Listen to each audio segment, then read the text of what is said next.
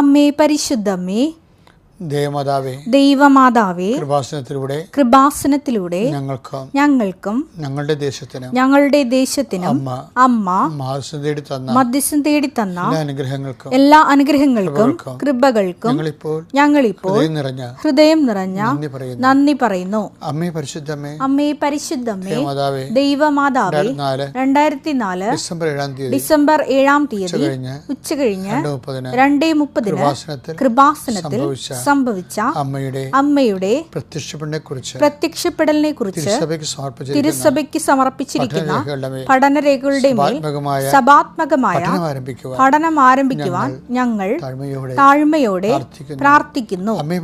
അമ്മേ പരിശുദ്ധമ്മേ, ഭൂസ്വർലോകങ്ങളുടെ രാജ്ഞിയായ അങ്ങയ്ക്ക് ഭൗമ സംരക്ഷണത്തിനായി പ്രപഞ്ച പ്രകൃതിയെ തന്നെ തിരുസഭ പ്രതിഷ്ഠിക്കുവാൻ ഈ പ്രത്യക്ഷീകരണം വഴി ഇടയാക്കണമേ. പരിശുദ്ധ അമ്മേ, ജപമാല മാതാവേ, സകല കൃപാസനം പ്രാർത്ഥനകളോടും ചേർത്ത് ഞങ്ങളിപ്പോൾ പ്രാർത്ഥിക്കുന്ന ഈ കുടുംബത്തിന്റെ പ്രത്യേക നിയോഗം.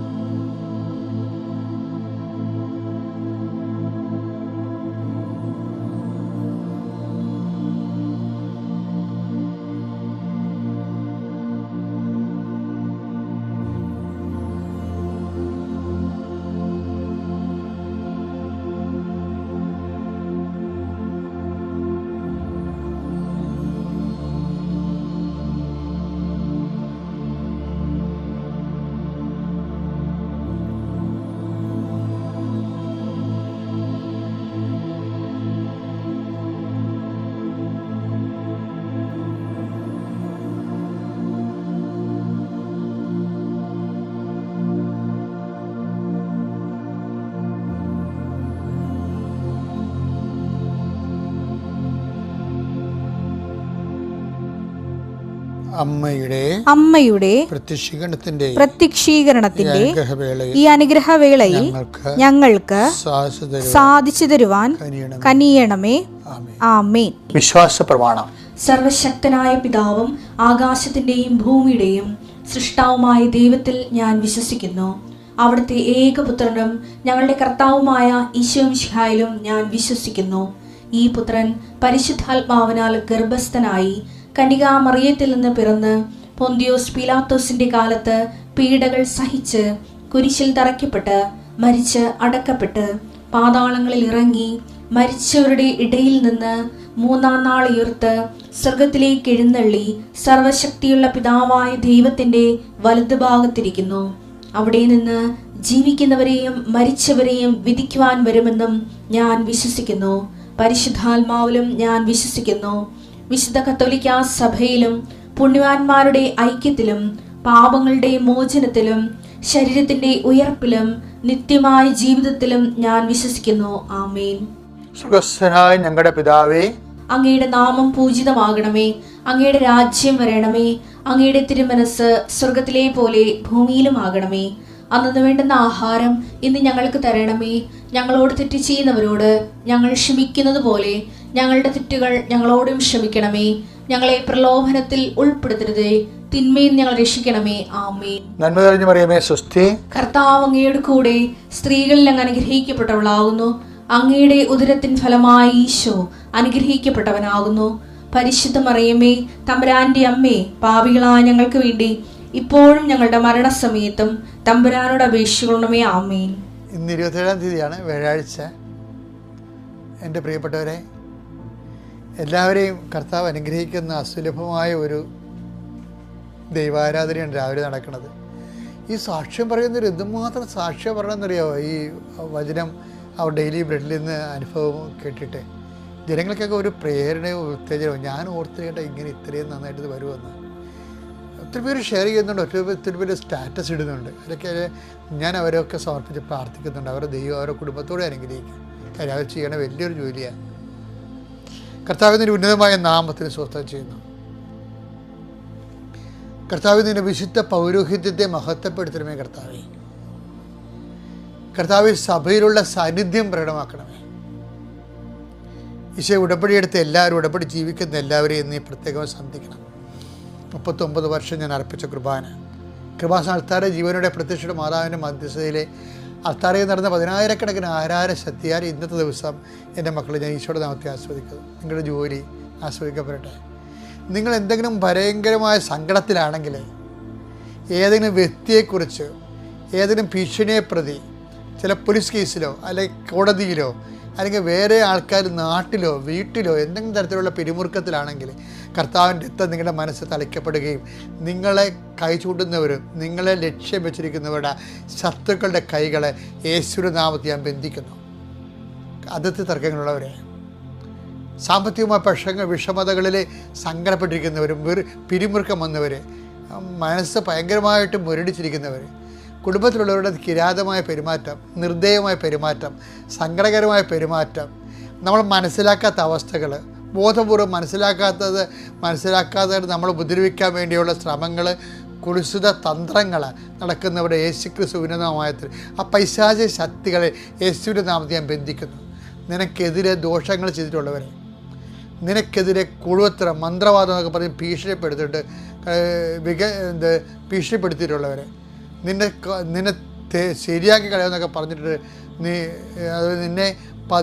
നിൻ്റെ ജീവന് വേണ്ടി പതിയിരിക്കുന്നവരെ, നിന്നെ ഭീഷണിപ്പെടുത്തിയിട്ടുള്ളവരെ കർത്താവിൻ്റെ ഉന്നതമായ നാമത്തിൽ സർപ്പത്തിന് തലയെ തകർത്ത പരിശുദ്ധ അമ്മയുടെ മധ്യസ്ഥരെ യേശുക്രിസ്തു നിൻ്റെ ശത്രുക്കൾ ഞാൻ ബന്ധിക്കുന്നു. ദൈവത്തിൻ്റെ കണ്ണ് നിന്നെ ആവശ്യിക്കട്ടെ. നിൻ്റെ വരത്ത് വിടത്തും വീട്ടിലും വഴിയിലും ജലത്തിലും കരയിലും മുകളിലും ഹൃദയത്തിലും കർത്താവിൻ്റെ സാന്നിധ്യവും സഹവാസവും സംരക്ഷണവും സർവോപരി സഞ്ചാരി മാതാവിൻ്റെ സർവ്വസമയ സാന്നിധ്യവും നിന്നെ സംരക്ഷിക്കട്ടെ.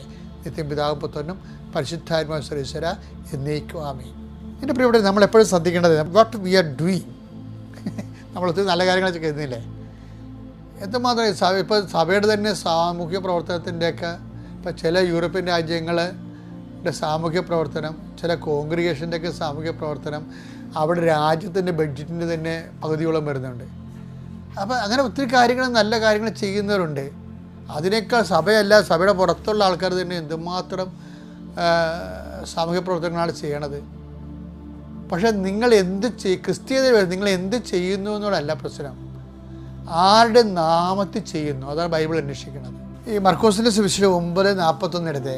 സത്യമായി ഞാൻ നിങ്ങളോട് പറയുന്നു, സത്യമായി ഞാൻ നിങ്ങളോട് പറയുന്നു, നിങ്ങൾ ക്രിസ്തുവിനുള്ളവരാകയാൽ അവന്റെ നാമത്തിൽ ആരെങ്കിലും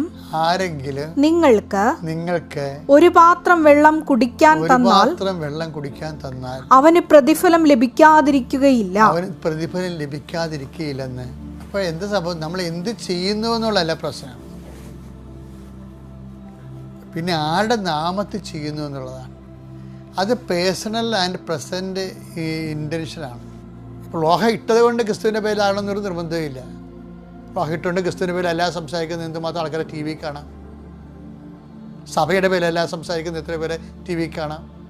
എവിടെ നിന്നെങ്കിലും 10 കൈകടി കിട്ടുമെന്നുണ്ടെങ്കിൽ സഭേനെ തള്ളിപ്പറയാം, ക്രിസ്തുവിനെ തള്ളിപ്പറയാം, സമുദായത്തെ തള്ളിപ്പറയാം, മറ്റുള്ളവർ സമുദായം അവർ കേവന്മാരായിട്ട് അവിടെ ഇരിക്കും. പക്ഷെ അതുകൊണ്ടാണ് ബൈബിൾ കൃത്യമായിട്ട് പറയണത്. എന്താ പറയണത്? അതായത് നിങ്ങൾ ജനത്തിന് രണ്ടായിട്ടാണ് തിരിക്കണത്. എന്താണ്? 9:41 വായിച്ചേ. സത്യമായി ഞാൻ നിങ്ങളോട് പറയുന്നു, നിങ്ങൾ ക്രിസ്തുവിനുള്ളവരാകയാൽ. 2 ജനങ്ങളാ ഉള്ളത്. എന്താണ്? ക്രിസ്തുവിനുള്ളവരും ക്രിസ്തുവിനില്ലാത്തവരും. ക്രിസ്തുവിനുള്ളവരാണെങ്കിൽ എന്ത് ചെയ്യണം? അവന്റെ നാമത്തിൽ. ക്രിസ്തുവിനുള്ളവരെന്ത് ചെയ്യും? അവന്റെ നാമത്തിൽ കൊടുക്കും. അല്ലാത്തവർ അവിടെ പ്രസ്ഥാനത്തിൻ്റെ നാമത്തിലാവും. അതാണ് വിഷയം. ഇപ്പം എന്തുമാത്രം സാമൂഹിക സംഘടനകളും രാഷ്ട്രീയ പാർട്ടികളൊക്കെ എന്തുമാത്രം കാര്യങ്ങൾ ചെയ്യുന്നു മനുഷ്യ നന്മയായിട്ട്. അതിലാണ്. പക്ഷേ അവരുടെ പ്രസ്ഥാനത്തിൻ്റെ പേരിലാണ്, ക്രിസ്തുവിൻ്റെ പേരിലല്ല. ക്രിസ്തുവിൻ്റെ പേരിൽ ക്രിസ്തുവിൻ്റെ വിഷയം എന്ന് പറഞ്ഞാൽ നിത്യതയുമായിട്ടുള്ള വിഷയമാണ്. നിത്യതയിൽ നമ്മൾ ദൈവത്തിൻ്റെ കൂടെ ആയിരിക്കണം എന്നുള്ളൊരു കാഴ്ചപ്പാടുള്ളതുകൊണ്ടാണ് നമ്മൾ ക്രിസ്തുവിൻ്റെ നാമത്തിൽ ചെയ്യണത്. അതാണ് അവൻ്റെ നാമത്തിൽ. നിങ്ങൾ വായിച്ചേ. സത്യമായി ഞാൻ നിങ്ങളോട് പറയുന്നു, നിങ്ങൾ ക്രിസ്തുവിനുള്ളവരാണെങ്കിൽ അവന്റെ നാമത്തിൽ ആരെങ്കിലും നിങ്ങൾക്ക് ഒരു പാത്രം വെള്ളം കുടിക്കാൻ തന്നാൽ അവന് പ്രതിഫലം ലഭിക്കാതിരിക്കുകയില്ല. അപ്പം നമ്മൾ എന്താ ചെയ്യണത്? ഉടമ്പടിയിൽ എന്താ ചെയ്യണത്? ഉടമ്പടിയിൽ എടുക്കുന്ന ക്രിസ്തുവിൻ്റെ നാമത്തിലാണ്. അതുകൊണ്ട് ഉടമ്പടി പ്രകാരം ചെയ്യുന്നത് നമുക്കറിയാമല്ലോ. ഞങ്ങൾ ചുമ്മാ ഇപ്പം ഈ വയനാട് ദുരന്തത്തിൽ കൊടുത്ത മുഴുവൻ ഉടുപ്പുകളില്ലേ, അതുപോലെ പയർ, അരി എല്ലാം അടിയന്തരമായിട്ട് ഞങ്ങൾ എത്തിച്ചില്ല അവിടെ. അതെല്ലാം എന്താണ്, ഒരൊറ്റ ദിവസം ഒന്ന് വിളിച്ച് പറഞ്ഞ് നേരത്തെ ഇവിടെ എല്ലാം സ്റ്റോക്ക് ചെയ്ത് വെച്ചിട്ടുണ്ടായിരുന്നു. ഞങ്ങൾ 5000-ഓളം ചുരിദാർ എല്ലാം സ്റ്റോക്ക് ചെയ്ത് വെച്ചിരിക്കുകയായിരുന്നു. അതുപോലെ ഉടുപ്പ്, സാരി എല്ലാം. ഏത് സമയത്താണെന്നല്ല കലാമിറ്റി വേണ്ട, നമുക്ക് അറിയത്തില്ലല്ലോ. അപ്പോൾ ചിലപ്പോൾ ഉടുതുണി പോലും മനുഷ്യന് നഷ്ടപ്പെട്ടു. അപ്പോൾ നമ്മൾക്ക് ആ സ്പോട്ടിൽ പോയി കളക്ട് ചെയ്യുന്നതല്ല, നമ്മൾ കളക്ട് ചെയ്ത് വെച്ചിട്ടൊക്കെ ഒരു കലാമിറ്റിയെ നേരിടാനുള്ള സംഭവം കൃപാസനത്തിൽ എപ്പോഴും ഉണ്ടാകും. എന്താ കാര്യം, അത് നമ്മളെ കൊണ്ടേ കൊടുക്കണം. മാത്രമല്ല, ഈ ഉടമ്പടി ചെയ്യുന്ന ആൾക്കാർ, ഇന്ന് കഴിഞ്ഞ ദിവസങ്ങളൊരു രസം ഉണ്ടായി. ക്യാൻസർ 4ാം സ്റ്റേജാണ്.